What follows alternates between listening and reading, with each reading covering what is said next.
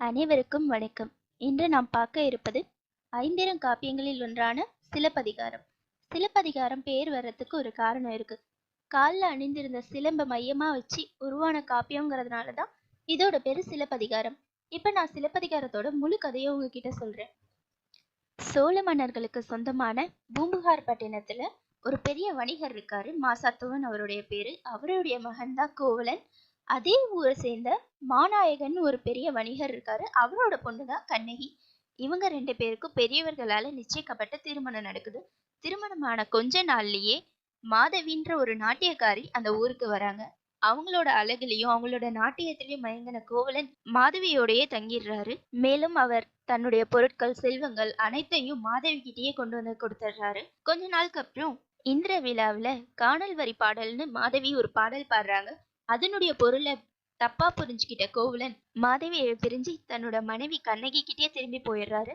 கண்ணகியோட அவல நிலையையும் சோர்வடைஞ்ச முகத்தையும் பார்த்ததுக்கு அப்புறம் இனி இந்த ஊர்ல இருக்க வேண்டாம், நம்ம இதுக்கப்புறம் மதுரைக்கு போய் அங்க வணிகம் செஞ்சு பிழைச்சிக்கலாம்னு சொல்லி கண்ணகியை கூட்டிக்கிட்டு கிளம்புறாரு. அவங்க கூடயே கவுந்தி அடிகள்னு ஒரு சமண துறவி சேர்ந்து போறாரு.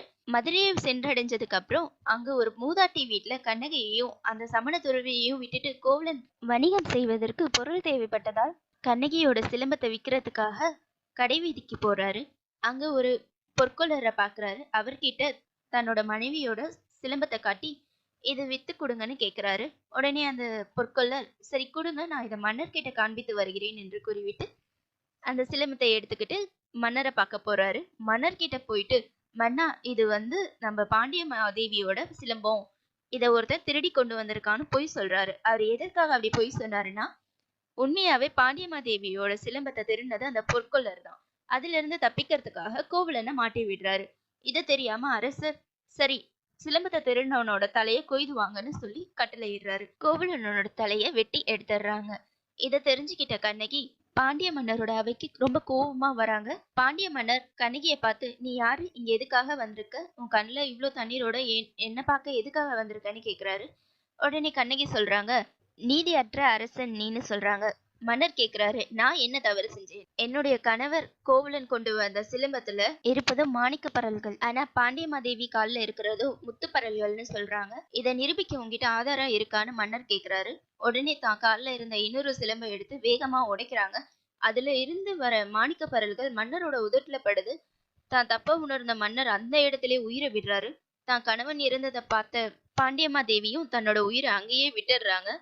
கண்ணகி ரொம்ப கோபத்தோட இந்த நாடும் நாட்டு மக்களும் எரிஞ்சு சாம்பல் ஆகட்டும்னு ஒரு சாபத்தை விடுறாங்க.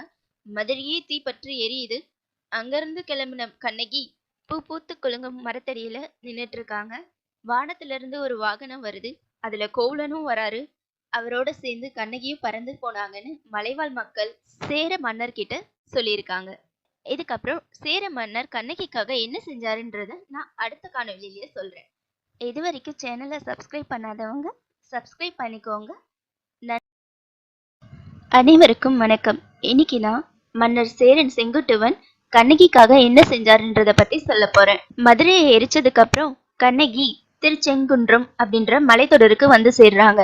அங்க இருந்த மலைவாழ் மக்கள் கிட்ட தனக்கு நடந்த அநீதியை பத்தி சொல்லிட்டு ஒரு மரத்தடியில போய் நிக்கிறாங்க. அப்போ வானத்துல இருந்து ஒரு வாகனம் வருது. அதுல தேவர்களும் கோவலனும் வராங்க. கண்ணகி அந்த வாகனத்துல ஏறி இந்திரலோகத்தை சென்றடைறாங்க. இத பார்த்த மலைவாழ் மக்கள் பெரும் அதிர்ச்சியோட ஆனந்தமும் அடையிறாங்க. கண்ணகியை தன்னோட குலதெய்வமா எண்ணி கும்பிடணும்னு ஆசைப்படுறாங்க. ஒரு நாள் மலைவளம் காண வந்த சேர செங்குட்டுவன் கிட்ட நடந்ததை பத்தி சொல்றாங்க. அது கேட்ட சேர மன்னனும் கண்ணகிக்காக ஒரு சிலை வைக்கணும்னு ஆசைப்படுறாரு. சிலைய இமயமலையில இருந்து கொண்டு வரணும்னு நினைக்கிறாரு. எதுக்காக இமயமலையை சூஸ் பண்ணாருன்னு தெரியுமா? ஏன்னா ஆரிய மன்னர்கள் பலரும் சேர மன்னர் கிட்ட உனக்கு தைரியம் இருந்தா எங்க கூட வந்து போட்டியிடுன்னு சொல்லியிருப்பாங்க. அதுக்காக தான் அவரு இமயமலையில இருந்து கல் கொண்டு வரணும்னு நினைச்சிருப்பாரு. சேர மன்னன் அவருடைய படை வீரர்களை கூட்டிக்கிட்டு ஆரிய மன்னர்களோட போட்டியிட்டு இமயத்தை வென்று அங்கிருந்து ஒரு கல்லை தோண்டி எடுத்துட்டு வருவாரு. அந்த கல்லுல கண்ணகிக்கு ஒரு சிலையும் உருவாக்கி ஒரு கோயிலையும் கட்டுவாரு. இப்பவும் அந்த கோயில் கேரள மாநிலத்துல இடுக்கி மாவட்டத்துல இருக்கு. அந்த கோயில்ல சித்ரா பௌர்ணமி ரொம்ப விமர்சையா கொண்டாடுவாங்க. சிலப்பதிகாரத்தோட முழு கதையை தெரிஞ்சுக்க டிஸ்கிரிப்ஷன் பாக்ஸ்ல லிங்க கொடுக்குற பார்த்து தெரிஞ்சுக்கோங்க. இது வரைக்கும் சேனலை சப்ஸ்கிரைப் பண்ணாதவங்க சப்ஸ்கிரைப் பண்ணிக்கோங்க. நன்றி, வணக்கம். அனைவருக்கும் வணக்கம். இன்னைக்கு நம்ம பார்க்க போறது ஐம்பெருங்காப்பியங்களில் ஒன்றான மணிமேகலை காப்பியம் தான். இந்த காப்பியத்தோட தலைவி மணிமேகலை. மணிமேகலை வேற யாரும் இல்ல, சிலப்பதிகாரத்துல வர கோவலன் மாதவி அவங்களோட பொண்ணுதான். கோவலன் இருந்ததுக்கு அப்புறம் மாதவி நாட்டியம் ஆடுறதை விட்டுட்டு துறவு வாழ்க்கைய மேற்கொண்டுட்டு இருக்காங்க. தன்னோட பொண்ணான மணிமேகலையும் ஒரு துறவியா வளர்க்கணும்னு ஆசைப்படுறாங்க. மணிமேகலை துறவி ஆனாங்களா இல்லையா அப்படிங்கிறது தான் இந்த காப்பியத்தோட முக்கியமான கருத்து. மணிமேகலை ஒரு நாள் தோட்டத்துல தன்னோட தோழி சுகமதி கூட பூ பறிக்க போறாங்க. அந்த நேரத்துல நகர்வலம் வந்த இளவரசர் உதயகுமரன் மணிமேகலையோட அழகுல மயங்கி அவங்கள கல்யாணம் பண்ணிக்கணும்னு ஆசைப்படுறாரு. மணிமேகலைக்கும் இதுல கொஞ்சம் கூட விருப்பம் இல்லை. ஆனாலும் அந்த இளவரசர் மணிமேகலையை விடாம பின்தொடர்ந்துகிட்டே இருக்காரு. இதெல்லாம் தெரிஞ்சுக்கிட்ட கடல் தெய்வமான மணிமேகலா மணிப்பள்ளம் அப்படின்ற ஒரு தீவுல மணிமேகலையை கொண்டு போய் விடுறாங்க. மணிமேகலை தன்னோட துறவு வாழ்க்கைக்கு தேவையான அத்தனை விஷயங்களையும் அந்த இடத்துல கத்துட்டு இருக்காங்க. மணிமேகலையோட நற்குணங்களை பார்த்து தெரிஞ்சுக்கிட்டதுக்கு அப்புறம் கடல் தெய்வமான மணிமேகலைக்கு சில மந்திரங்களும் கூடவே ஒரு அக்ஷய பாத்திரத்தையும் கொடுக்குறாங்க. மணிமேகலை தனக்கு கிடைச்ச அக்ஷய பாத்திரத்தை எடுத்துக்கிட்டு திரும்பவும் புகார் நகரத்துக்கே வராங்க. அந்த பாத்திரத்தை வச்சு தன்னோட புகார் நகரத்தை சேர்ந்த மக்களோட பசியை தீக்கணும், அவங்களுக்கு சேவை செய்யணும்னு நினைக்கிறாங்க. அப்போ காயச்சண்டிகைன்ற ஒரு பெண் அந்த ஊருக்கு வராங்க. அவங்க யாருன்னா, அவங்க ஒரு வட மாநிலத்தை சேர்ந்த பொண்ணு.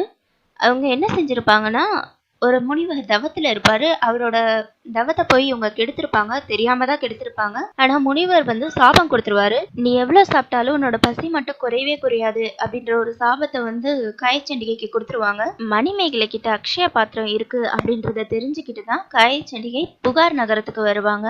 அப்போ காயச்சண்டிகை சொல்லுவாங்க, இந்த பாத்திரத்துல ஒரு பத்தினி பெண் அரிசியை தானமா பண்ணாங்கன்னா இதுல அல்ல குறையாத அன்னம் நமக்கு கிடைக்கும் அப்படின்னு சொல்லுவாங்க.